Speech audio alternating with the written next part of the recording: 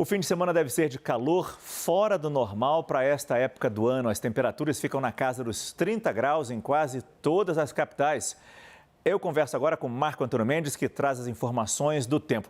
Pelo visto, a onda de calor não está dando trégua, né, Marco? Boa noite. Oi, Márcio. Boa noite para você que acompanha a gente também. Pois é, parece que a gente não está nem em pleno outono, né? Parece até que é uma continuação do verão, com esse calorão todo, poxa. Mas sim, estamos no outono e pelo menos no começo do dia, né, a gente sente a temperatura até um pouco mais fresquinha, só que ela vai subindo e muito ao longo do dia.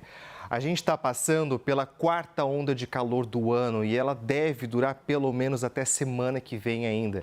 As regiões mais atingidas são essas que a gente vê no mapa, basicamente todo o centro-oeste, parte do sul e também o sudeste do país. Nas áreas em amarelo, as temperaturas elas têm ficado de 3 a 5 graus acima da média. Nas regiões que estão em vermelho, aí o calor ele fica mais forte mesmo, porque tem passado dos 5 graus acima da média.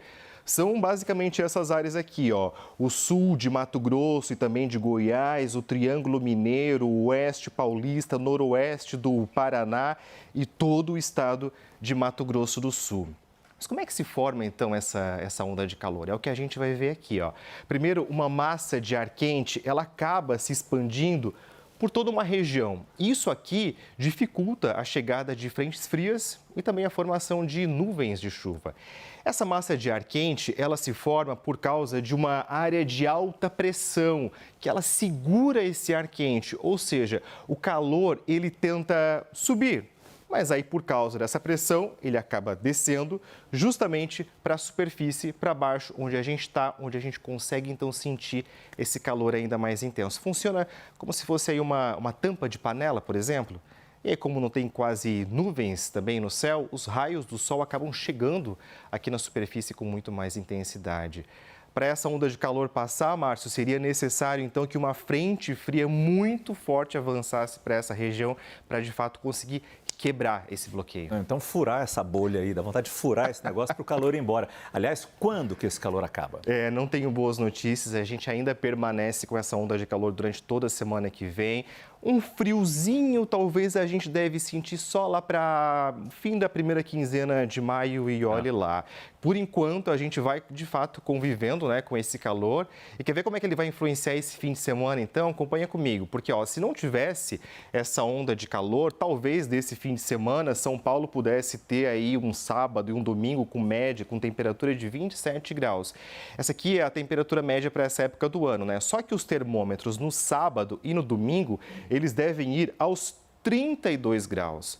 No Rio de Janeiro, a média é de 28 graus. Mas veja que no sábado as temperaturas vão para 33 e no domingo 37 graus. É um calor muito intenso.